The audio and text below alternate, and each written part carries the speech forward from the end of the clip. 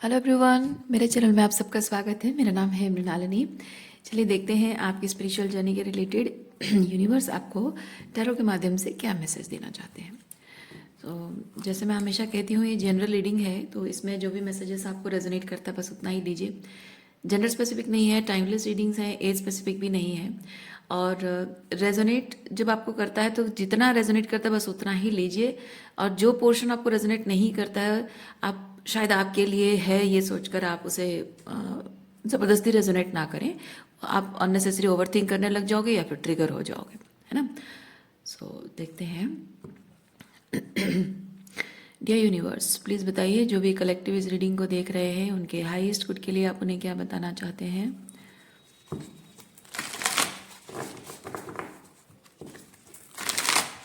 Thank you for your grace, thank you for your abundance, thank you for the love.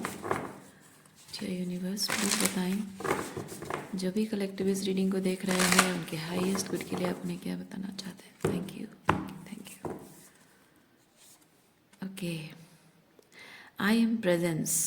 Okay, present moment में रहना, present moment में रहना।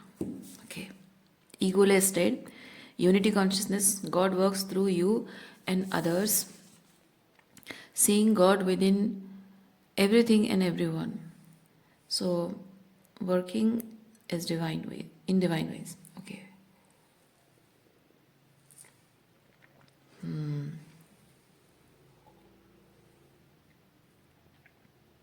हो सकता है कि आप जो भी कर रहे हैं, जो इंटेंशन है आपका कुछ अच्छा करने का अपने जीवन को लेकर, उसके रुकावटें, उसके सामने कुछ रुकावटें आ रही है, उसके आड़े आ रही है कोई चीज़, कुछ है जो आपको रोक रहा है। अब देखिए, जो रोक रहा है वो चीज़ ज़रूरी नहीं कि बुरा चीज़ ही हो।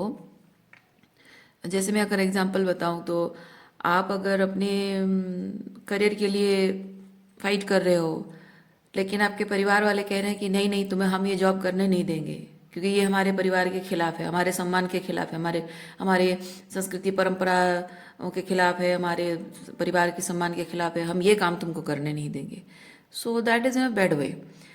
लेकिन कभी कभी रुकावटें ये हो सकती है अच्छे वे में, मतलब बुरा, मतलब अच्छा भी नहीं लेकिन बुरा भी नहीं है। जैसे कि आप अभी न्यूली मैरिड हो और आपको अपने परिवार के साथ बॉन्डिंग करनी है, या फिर आप एक न्यू मॉम हो और आपने जॉब छोड़ दी है और अब बच्चे के साथ आपको टाइम स्पेंड करना है। तो ऐसे में आप अपना करियर भी नहीं छोड़ना चाहते हैं, जॉब पर बच्चे के लिए भी इम्पोर्टेंट है, या फिर अगर नई शादी हुई है तो फैमिली के साथ बॉन्डिंग भी इम्पोर्टेंट है। तो वो एक तरह से एक स्वीट टाइप का ब्लॉकेज हो सकता है। लेकिन यूनिवर्स आपको ये चीज़ कहना चाह रहा है कि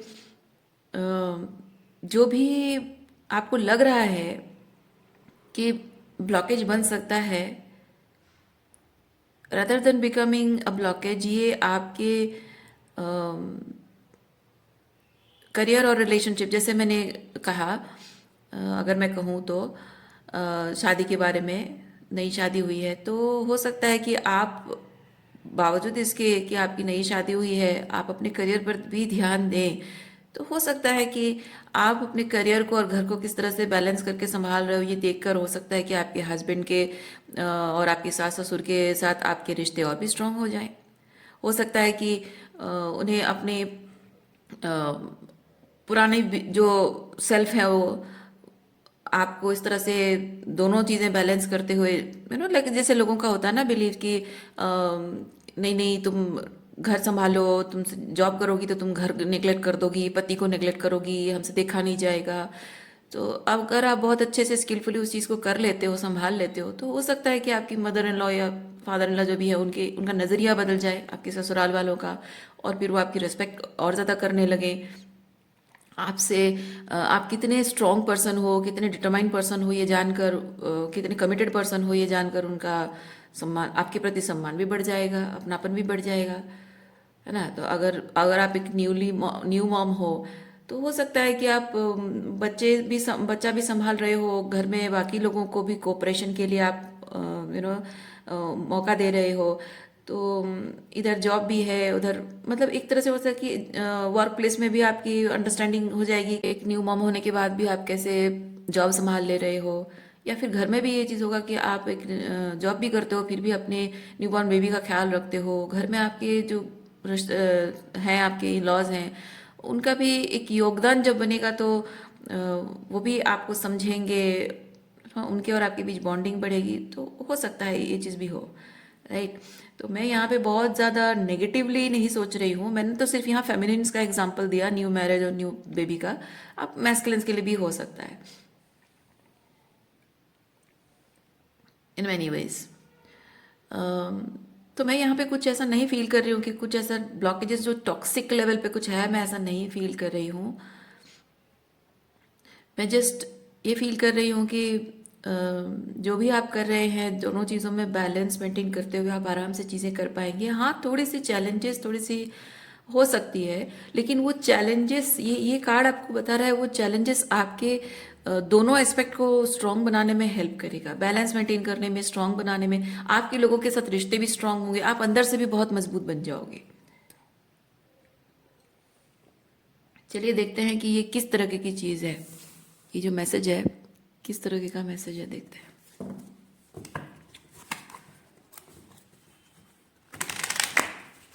लोगों का आपके बारे में आइडिया बदल जाएगा, आपका लोगों के बारे में आइडिया बदल जाएगा, अपने बारे में आइडिया आपका बदल जाएगा, लोगों का उनके अपने बारे में आइडिया बदल जाएगा कि हम ये भी कर सकते हैं, वर्स्ट केस में हम ये भी संभाल सकते हैं। अदरवाइज भी हो सकता है कि आपको समझ में आए कि वर्स्ट सिचुएशन जब आती है रिलेशनशिप में, तब लोग आपका साथ दे रहे हैं या नहीं दे रहे हैं, वो भी असली चेहरे सामने भी आ जाते हैं। बहुत कुछ चीज़ें होती हैं, तो रिश्ते निखरते हैं, इधर रिश्ते बिखर जाते हैं या फिर निखर जाते हैं। एनीवेज देखते हैं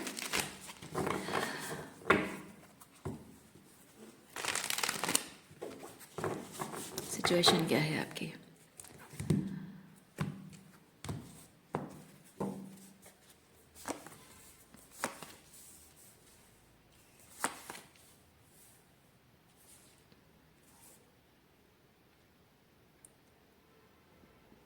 यस, वही चीज़ यहाँ पे हो रहा है, जो मैंने दो एग्जांपल्स बताए उसी टाइप की चीज़ें हो रही हैं।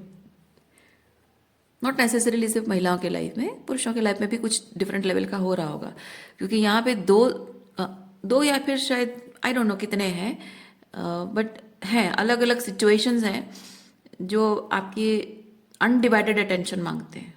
मैं वो चीज़ फील करी हूँ, अनडिवाइडेड अटेंशन।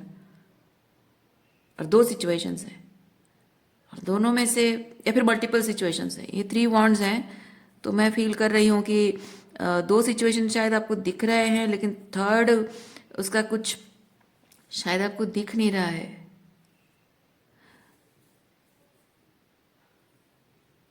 हाँ, कुछ कुछ लोगों के लिए है, सबके लिए मैसेज नहीं है, कुछ लोगों के लिए है कि आपको हो सकता है शायद आपको लग रहा हो कि दो सिचुएशन है जो अनडिवाइडेड अटेंशन चाहता है, लेकिन एक और सिचुएशन भी शायद है जिसके बारे में शायद आप इग्नोर कर रहे हैं, ध्यान नहीं दे रहे हो, देखना चाहते नहीं हो, देख नहीं पा रहे हो। That also needs attention. अब ये जो भी चीज़ पीछे है उस पर अटेंशन नहीं दे रहे हो, तो वो अटेंशन देना ज़रूरी है या नहीं वो डिपेंड करता है, अलग बात है। पर बेसिकली मैं ये चीज़ देख रही हूँ कि many people are looking up to you. अब किसके लिए आपको करना चाहिए, किसके लिए नहीं करना चाहिए, वो तो आप पे निर्भर करता है। आपकी जीवन यात्रा कैसी है, आपकी कहानी क्या है, उस पर डिपेंड करता है। Undivided attention, people want undivided attention. Okay चलिए और क्या है मैसेज देखते हैं आपके लिए। हायरोफेंट,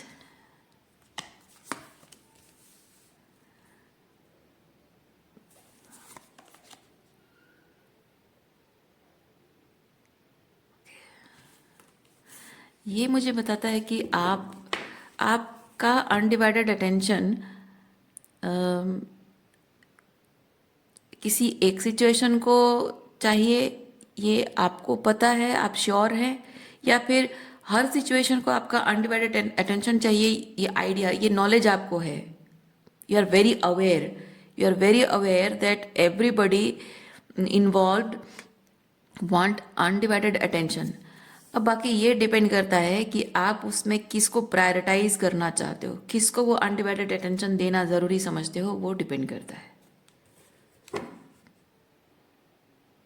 अरे यार, मतलब जो मैसेज मैंने यहाँ पे बोला वही एग्जैक्टली वही मैसेज यहाँ पे है। चलिए,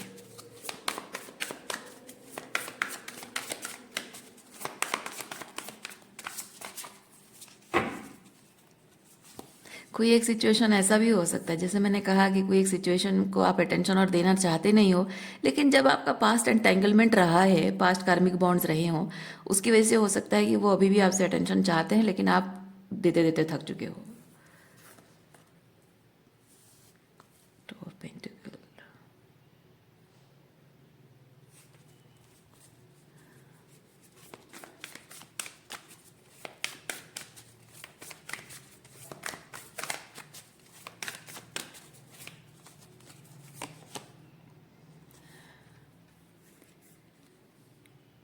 हो सकता है पास्ट में आपने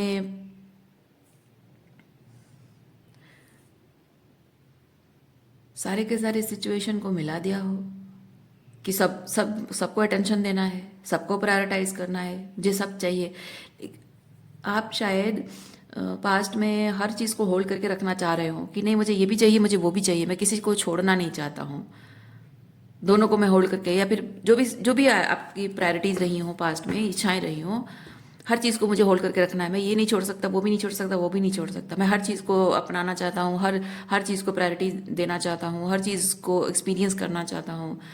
और उसकी वजह से शायद आपने बहुत बुरा समय देखा है। 10 ऑफ सॉर्ड्स बहुत ही हार्ट ब्रेकिंग पीरियड है, बहुत ही लॉस्ट वाली तो एनर्जी नहीं, it's like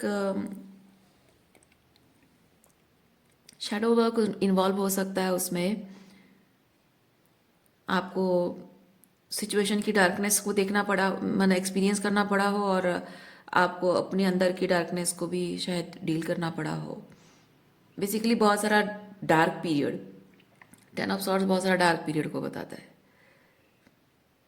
because of that grid कि मैं किसी को छोड़ नहीं सकता, किसी चीज़ को छोड़ नहीं सकता, दोनों चाहिए मुझे, शायद उसकी वजह से। अब देखिए, हाँ, अब ये मत समझिए कि मैं आपको ग्रीडी पर्सन कह रही हूँ, मैं सिंपली ये चीज़ कह रही हूँ कि होता है, कभी कभी होता है जीवन में कि हर चीज़ हमारे लिए प्रायोरिटी होती है। जैसे एक छोटा सा एग्जांपल अगर मैं दूँ, एक अरेंज मैरिज में लड़की जब शादी करके जाती है तो उसको अपने पति को भी खुश करना होता है और सास को भी खुश करना होता है। सास चाहती है कि बेटे का अटेंशन उसकी तरफ रहे और बहू को वो कंट्रोल करे, तो वो बहू को एक तरीके से ऐसे करेगी जैसे बेटे बेटे के लिए माँ प्रायोरिटी बनी रहे, और उसकी वजह से बहू थोड़ी सी डिस्टेंट दिखने लगेगी, तो हस्बैंड वाइफ का रिलेशनशिप वीक होगा। अब हस्बैंड के करीब जाएगी तो मदर इन लॉ बुरा मान जाएगी, तो इसमें बहू पिस जाती है। बहू बहू चाहती है कि मैं दोनों को खुश रखूं, जहाँ की सच ये होता है कि दोनों को एक साथ खुश रखा नहीं जा सकता है। लड़कों का भी ऐसा है कि मैं माँ को खुश रखूं या बीवी को खुश रखूं ये कॉमन इशू है। तो जाहिर सी बात है, माँ और बीवी दोनों को खुश रखा नहीं जा सकता, दोनों में से किसी और को एक को खुश रखा जा सकता है, दोनों में से किसी एक को प्रायोरिटी दी जा सकती है कि हाँ, इसको थोड़ी सी कम प्रायोरिटी मिले, उसको थोड़ा ज़्यादा। मतलब ऐसा नहीं कि किसी को छोड़ दिया जाए, पर हाँ, जिसकी इम्पोर्टेंस ज़्यादा है उसको ज़्यादा प्रायोरिटी दी जाए। तो वो डिसीजन लेना डिपेंड करता है, इंसान की चॉइस पे डिपेंड करता है। तो वैसे ही कुछ सिचुएशन शायद हो रही होगी आपकी, लेकिन अब यहाँ पे एस ऑफ सॉर्ड्स मुझे ये चीज़ बताता है कि आप मेंटली क्लियर है कि कौन सी सिचुएशन को आप ज़्यादा प्रायोरिटाइज करना चाह रहे हैं।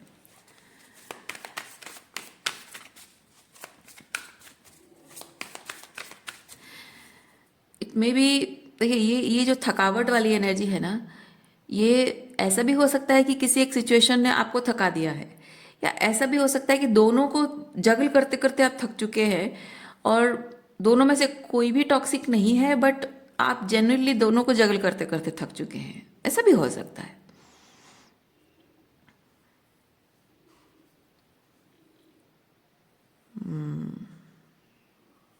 ओके,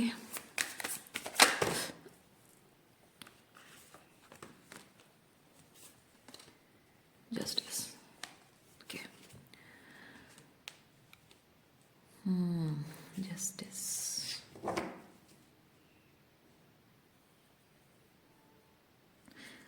जस्टिस किस तरह से आप दे रहे हैं सिचुएशन को? अब जैसे मैंने बताया, सिचुएशन को जस्टिस देना, दोनों में से किसी, अगर अगर दो सिचुएशन है, दोनों में से कोई एक टॉक्सिक है और कोई हेल्दी सिचुएशन है, तो आप हेल्दी सिचुएशन को सपोर्ट करके टॉक्सिक को रिलीज करके आप जस्टिस दे सकते हैं। या फिर दोनों ही आपके लिए इम्पोर्टेंट है, दोनों ही आपके अपने हैं और दोनों में से किसी को छोड़ नहीं सकते, दोनों आपसे प्यार करते हैं, दोनों आपका भला चाहते हैं, जैसे मदर और वाइफ दोनों ही। तो ऐसे में आप किसी एक को ज़्यादा प्रायोरिटाइज करना और किसी को थोड़ा कम प्रायोरिटाइज करना ऑन द बेसिस ऑफ कि कुछ कुछ रीजंस हो सकते हैं, है ना, on the basis of some reasons maybe आप जस्टिस देना चाहते हो कि हाँ, इसको भी मिलेगी प्रायोरिटी, उसको भी मिलेगी, लेकिन ये मेरे लिए इतना इंपॉर्टेंट है, वो मेरे लिए उतना इंपॉर्टेंट है। सो मैं इसको थोड़ा कम प्रायोरिटी दूंगा, इसको थोड़ा ज़्यादा प्रायोरिटी दूंगा, है ना, सिंपली वो चीज़ है। तो वो भी एक तरह से आप जस्टिस ला रहे हैं सिचुएशन में, या लाने के बारे में सोच रहे हैं। ओके,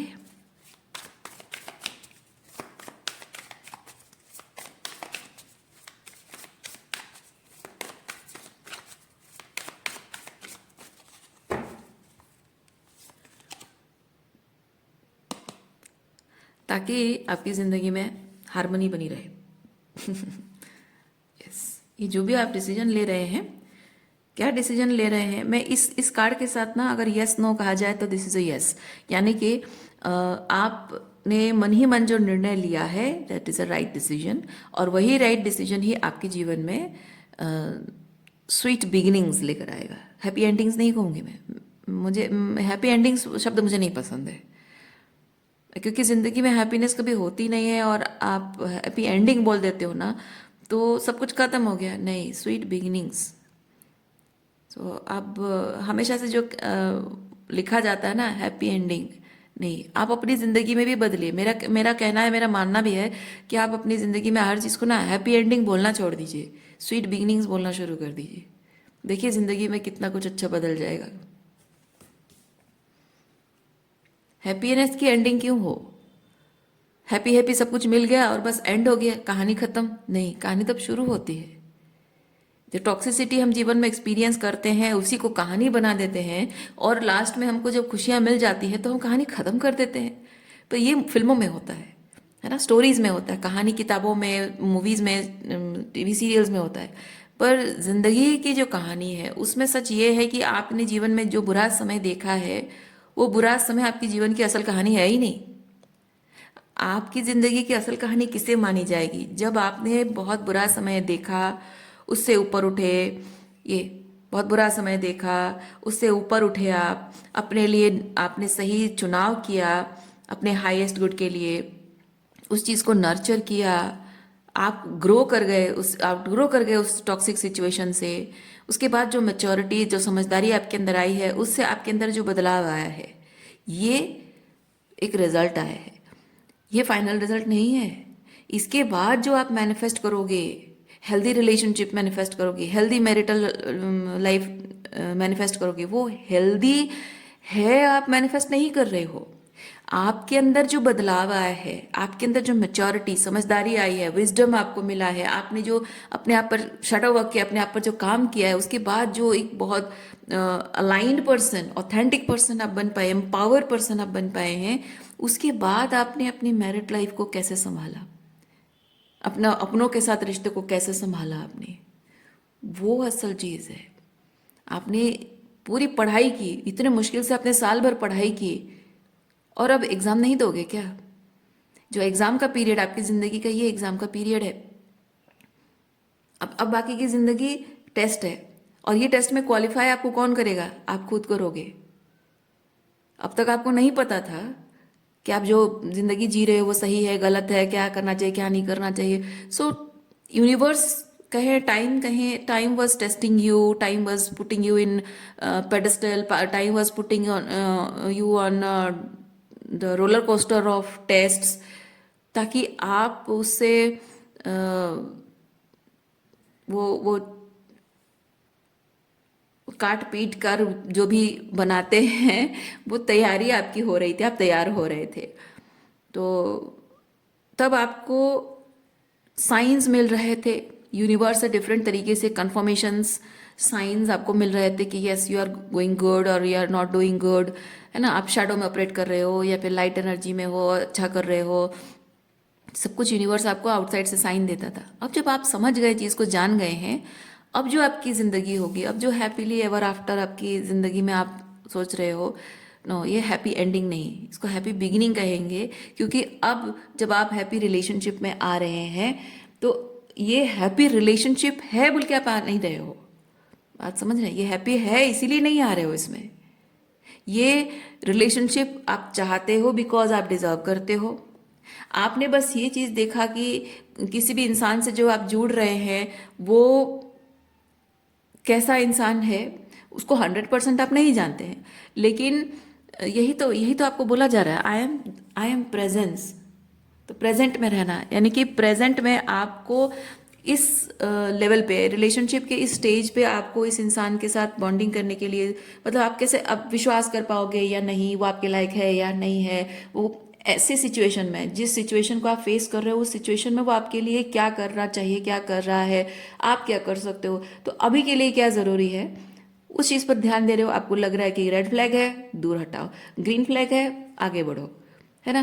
तो अब पूरी ज़िंदगी आप उसी एक मतलब आप अगर किसी इंसान को डेट कर रहे हो, उसी एक चीज़ से आप डिसाइड नहीं कर सकते हैं कि वो इंसान ज़िंदगी भर आपके लिए हमेशा अच्छा अच्छा ही करता रहेगा। आप सिर्फ इतना जान सकते हो, जब डेट कर रहे हो आप सिर्फ इतना जान सकते हो कि ये जिंदगी भर साथ जरूर निभाएगा। हो सकता है उसमें रेड फ्लैग दिखाई दे, हो सकता है उसमें ग्रीन फ्लैग दिखाई दे, हो सकता है उसमें कुछ फ्लॉज दिखाई दे, कुछ बुरी आदतें हो सकता है कुछ और चीज़ें भी हो। लेकिन एक कुछ ऐसा आपको उस इंसान में ऑब्जर्व करना है जो कि आपको विश्वास दिलाएगा, अंदर से आपको विश्वास होगा कि ये चाहे कुछ भी हो जाए, कितना भी बुरा समय आ जाए, ये मेरा साथ नहीं छोड़ेगा। बाकी जो अच्छा बुरा समय आएगा हम साथ मिलकर कर लेंगे। बस ये यकीन आपको आना चाहिए कि मतलब आपको आंखें बंद करके विश्वास नहीं करना है, आपको ऑब्जर्व करना है, परखना है इंसान को, जानना है कि ये करेगा कि नहीं, ये दूर तक साथ निभाएगा या नहीं, क्या डिफिकल्टी होगी, क्या चैलेंजेस होंगे, वो मैटर नहीं करता है। क्योंकि जो इंसान बस ये निर्णय लेता है कि मुझे ये रिश्ता निभाना है, हर हाल में निभाना है, हर हाल में मुझे इसके साथ रहना है, तो चाहे कोई भी डिफिकल्टी आए, चैलेंजेस आए, वो करेगा। ये ज़्यादा इम्पोर्टेंट होता है ना। सो हो सकता है उसमें हज़ारों गलतियाँ की हों, हज़ारों बार आपको दुखी किया हो, लेकिन जितनी बार दुखी किया हो उतनी बार कोई इंसान आपसे माफ़ी भी मांगता है ना। हर बार जब आपको लगता है कि आपने कुछ गलत किया, आप हर बार जाकर माफ़ी मांगते हो अपने ईगो को साइड में रख के। तो कैसे आपका वही जो नेचर है, किसी को वो विश्वास दिलाता है कि नहीं ये अगर गलती करेगा ना, ये मुझसे माफ़ी ज़रूर मांगेगा, है ना। तो वही चीज़ है कि आगे रास्ते में क्या आएगा नहीं पता है।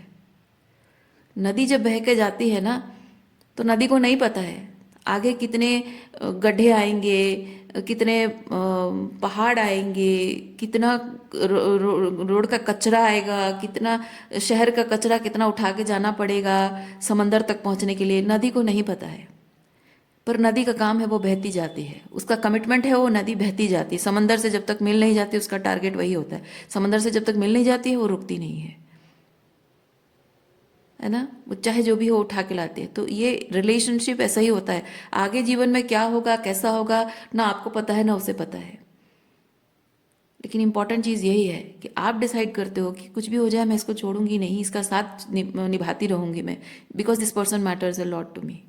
आप जानते हो आपके लिए वो इम्पोर्टेंट क्यों है एग्जैक्टली exactly, उसे भी पता होना ज़रूरी है, उसे भी श्योर होना ज़रूरी है कि आप उसके लिए क्यों मैटर करते हो। जब तक किसी इंसान को ये श्योर नहीं है कि आप मैटर करते हो, लॉन्ग टर्म रिश्ता निभाने के लिए आप एक ऐसे व्यक्ति हो, ऐसे पर्सन हो जिसके साथ लॉन्ग टर्म निभाना मतलब एक खुशी एक सौभाग्य का रीज़न है ना। तो जब तक किसी को वो दिखेगा नहीं, उसे एहसास होगा नहीं, है कि नहीं।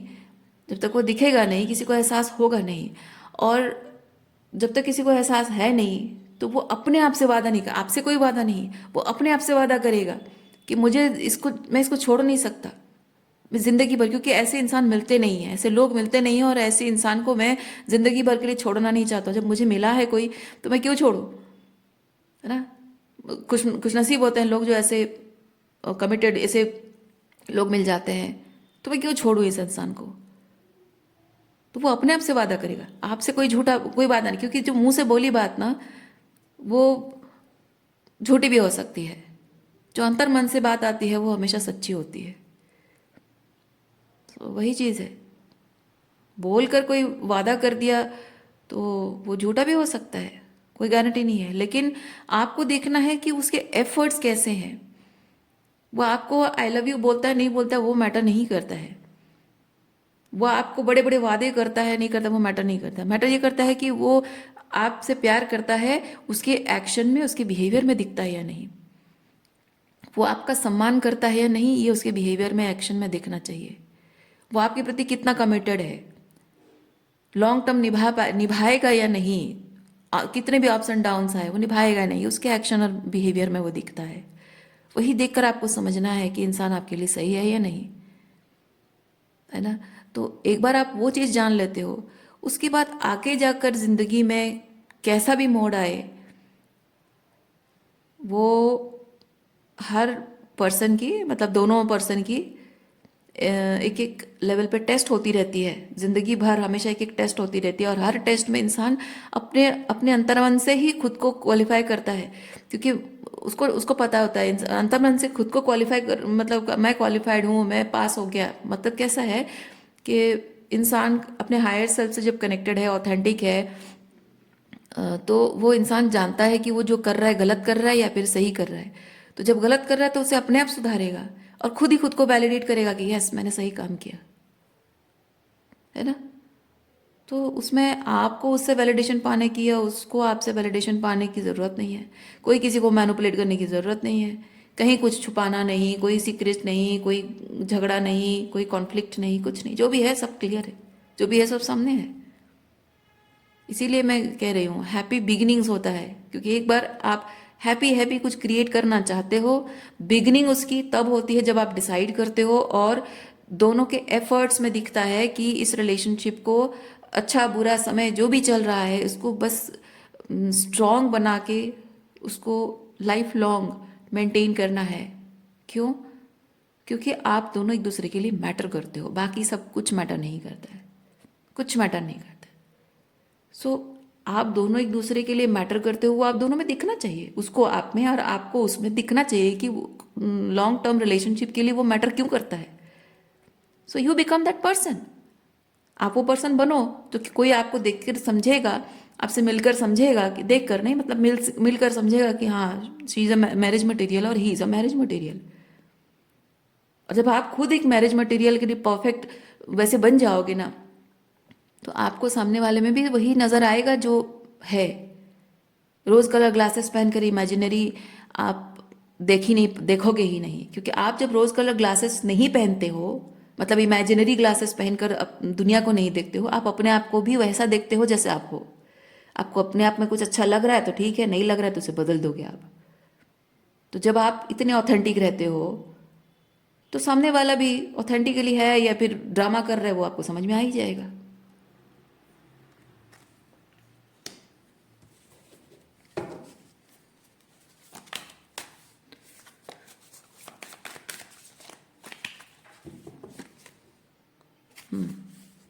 स्ट्रेंथ,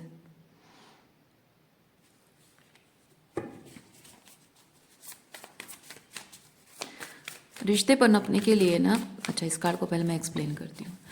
रिश्ते पनपने के लिए, स्ट्रांग होने के लिए, उनमें लॉन्जिविटी होने के लिए सिर्फ इतना काफ़ी नहीं है कि एक दूसरे को प्यार करते हैं, एक दूसरे को खुश रखते हैं।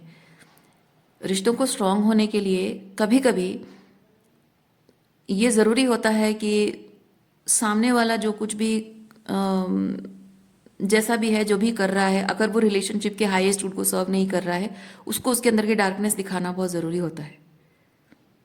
इसीलिए आप देख सकते हैं यहाँ ये जो स्ट्रेंथ में, यहाँ पे ये लड़की की स्ट्रेंथ, एक इंसान की स्ट्रेंथ किस में है, उसका ये ह्यूमन एंड एनिमल, यानी कि ये लाइट एनर्जी है और ये डार्क एनर्जी है।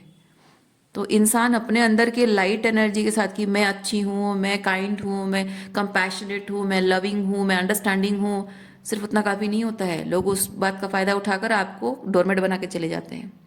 तो आपको अपना गुस्सा, ये गुस्सा आता है आपको ना, अपना गुस्सा भी है, लेकिन वो गुस्से को सही तरीके से इस्तेमाल करना, उसको टेम करना, है ना। अपने अपने रिलेशनशिप पे भी कोई गुस्सा उतार सकता है, but that is not in a right way. गुस्सा है, लेकिन गुस्से को सही तरीके से इस्तेमाल करना। पसंद नहीं आ रहा है कोई चीज़, बोलना, लेकिन ऐसे नहीं बोलना कि किसी को, किसी की आत्मा को कष्ट हो, लेकिन ऐसे बोलना जो सच भी है, सही भी है, बात समझ भी आती है। तो चॉइस ऑफ वर्ड्स, तो वही चीज़ है, अपने लाइट एनर्जी काफ़ी नहीं है और डार्कनेस भी सही नहीं है। दोनों को साथ में मिलाकर सही तरीके से इस्तेमाल किया जाए, तभी जाकर आपकी पावर है। वैसे ही रिलेशनशिप में भी आप सिर्फ सब कुछ अच्छा अच्छा अच्छा अच्छा चलता रहे रिलेशनशिप में, तभी जाकर सब कुछ अच्छा है, नहीं। कभी कभी जब आपसे गलतियां हुई हैं, तो आपके पार्टनर के डार्क साइड को आपको फेस करना ही होगा। आप ये एक्सपेक्ट नहीं कर सकते हो कि, अगर देखिए मैं आपको एक चीज़ बताती हूँ। आप मान लीजिए किसी इंसान से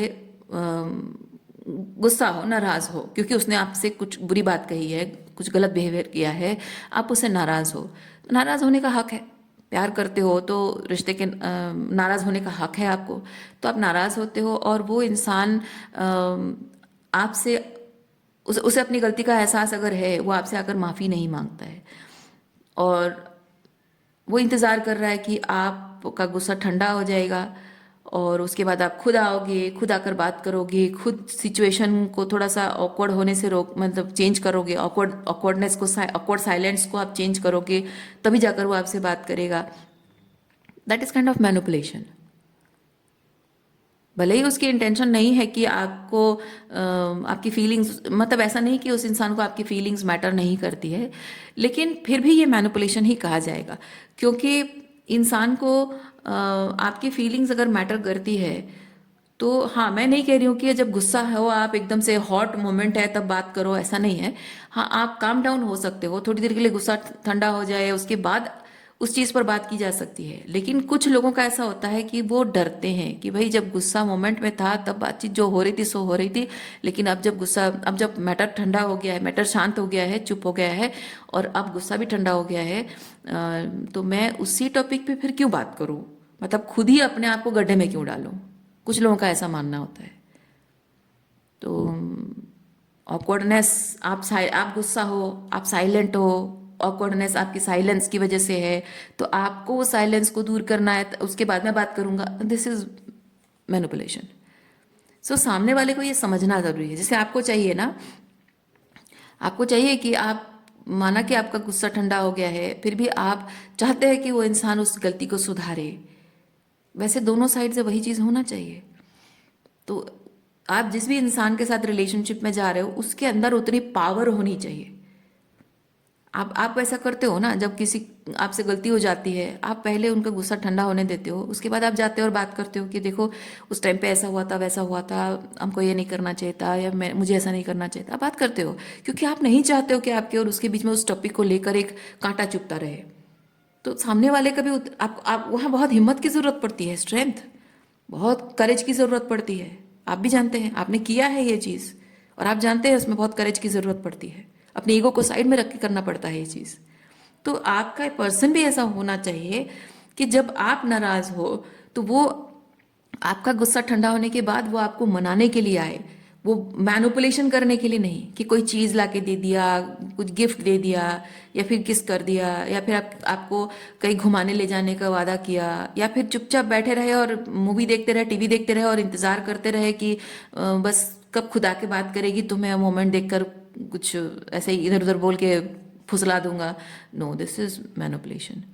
तो आपके पर्सन के अंदर भी वो स्ट्रेंथ, वो कॉन्फिडेंस होनी चाहिए कि भाई इसका ये गुस्सा थी, मैंने कुछ बोल दिया या कुछ कर दिया जिसकी वजह से वो नाराज़ है, तो मैं उसका गुस्सा ठंडा हो गया है। अब मुझे हिम्मत करके अपने ईगो को साइड में रख के उसके सामने जाकर बैठकर बात करनी होगी कि देखो उस दिन ऐसे ऐसे हुआ था, ये सिचुएशन हुआ था, दिस एंड दैट। तो काइंड ऑफ एक रिजोल्यूशन हम इस पर निकालना हमें चाहिए। So let's talk about it. ये हुई ना बात। ये होता है करेज, और ये ज़रूरी है। और ऐसे व्यक्ति आप डिजर्व करते हैं, क्योंकि ऐसा व्यक्ति ही आपको ये 10 ऑफ कप्स दे सकता है। जिसमें हिम्मत नहीं है, आपका आपका प्यार पाने के लिए कोई एकदम बढ़ चढ़ कर आ गया है, लेकिन आपके गुस्से को हैंडल करने की उसमें अगर हिम्मत नहीं है, तो वो आपको, एक्सक्यूज मी, वो आपको ये 10 ऑफ कप्स दे ही नहीं सकता। क्योंकि ये 10 ऑफ कप्स बनाए रखने के लिए वो ज़रूरी है।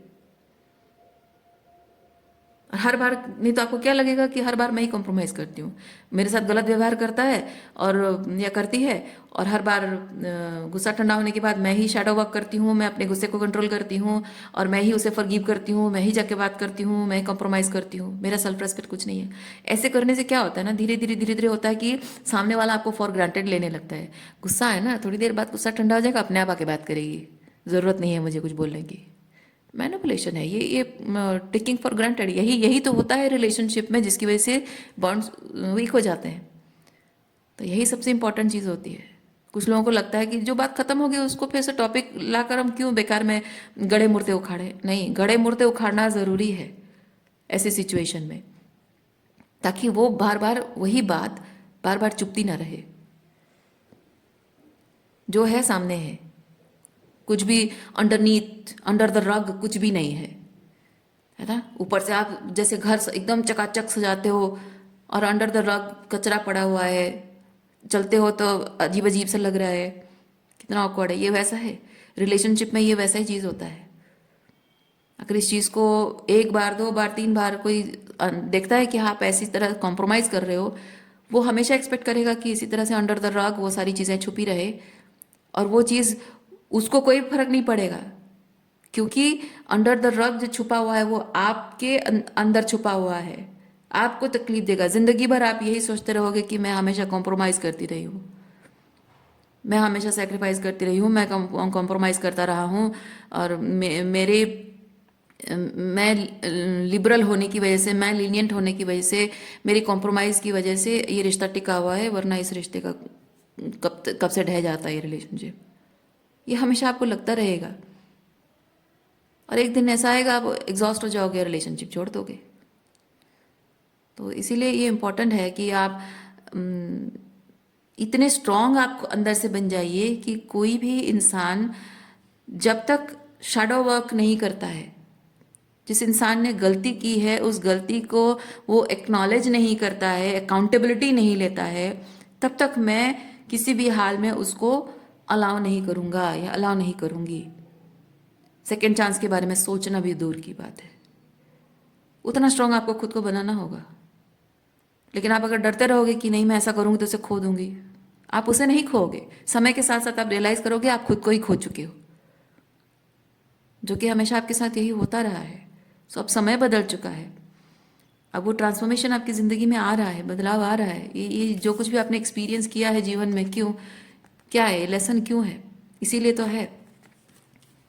यही लेसन आपको यूनिवर्स सिखा रहा है। किसी को खोने का डर मन में मत पालिए कि मैं अगर थोड़ा सा झुकूंगी नहीं, मैं थोड़ा सा, it's not being egotistic, it's being authentic, it's being real, कि मेरी फीलिंग्स भी मैटर करती है ना, मेरी नीड्स भी मैटर करती है, मेरी फीलिंग्स भी मैटर करती है। सो ये आपको ही सामने वाले को जताना होगा। जताना मतलब बोल के नहीं, अपनी एनर्जी से। बोलने से कोई नहीं मानता, बोलने से लोगों को लगता है आप भीख मांग रहे हो, गिड़गिड़ा रहे हो उसके सामने। आप कुछ भी कर लो लेकिन किसी के सामने आप गिड़गिड़ाना नहीं, ठीक है। आप अगर उसको एक्नॉलेज भी कर रहे हो कि ये तुमने गलत किया, ऐसा किया, वैसे किया, you need to take accountability of this, सामने वाले को लगता है आप भीख मांग रहे हो, गिड़गिड़ा रहे हो कि वो आपको अपना ले ना। स्ट्रेंथ ये बताता है कि आप बोलते नहीं हो, आपकी एनर्जी में सब दिखता है। सामने वाले को आपकी एनर्जी से समझना है आप नाराज़ हो किसी बात को लेकर, उसे समझना है, ये उसकी जिम्मेदारी है, उसकी रिस्पॉन्सिबिलिटी है, उसको समझना है कि आप किस बात से नाराज़ हो। वो अपने अंदर खंगाल कर देखे, अपने गिरेबान में झांक कर देखे कि उसने ऐसा किया क्या है जिसकी वजह से आप उससे नाराज़ हो। खुद उसको संभाले, उस चीज़ को ठीक करे। आपकी डार्कनेस से उसे डील करना होगा, फेस करना होगा। अब काम ही उसने ऐसा किया है। जो नहीं करता है वो आपके साथ ये 10 ऑफ कप्स कभी बना ही नहीं पाएगा। उसको आपको सिंगल हैंडेड आप हैंडल करने लग जाओगे, जो कभी बैलेंस नहीं है, कंप्लीट इम्बैलेंस है ना। और ये करने के लिए आपको उतना स्ट्रांग बनना पड़ेगा। आप डर डर के जीते रहोगे कि मैं लोगों को खो दूंगा या खो दूंगी, हाँ, आप अपने आप को खो दोगे ऐसा करके। देखिए, इस मामले में just take a leap of faith. जो आपका है वो आपका रहेगा, जो आपका नहीं है वो अपने आप चला जाएगा। जिसको परवाह है, जो चाहता है आपके साथ कनेक्शन, लेकिन आपके जो लाइट साइड है सिर्फ उसके साथ कनेक्शन चाहता है, आपकी डार्कनेस को फेस नहीं करना चाहता, वो अपने आप चला जाएगा आपकी ज़िंदगी से। वो आएगा ही नहीं, हिम्मत ही नहीं करेगा। लेकिन जो आपसे ट्रूली प्यार करता है वो आपकी डार्कनेस को भी फेस करना चाहेगा, क्योंकि आपके साथ रिलेशनशिप मैटर करता है उसके लिए। So just take a leap of faith. जाने दो, जिसको जहाँ जाना है जाने दो, जिसको जितना टाइम लेना है लेने दो, है ना। परवाह मत करो। ईश्वर कह रहा है, यूनिवर्स कह रहा है कि जो आपका है वो आपका है, जो तेरा है तुझे लब जाएगा। गाना सुना है ना आपने। तो आज के लिए इतना ही है। उम्मीद करती हूँ इस रीडिंग से आपको कुछ क्लैरिटी मिली हो। मैं आपको नेक्स्ट रीडिंग में मिलती हूँ। अपना ख्याल रखिए, खुश रहिए, बाय।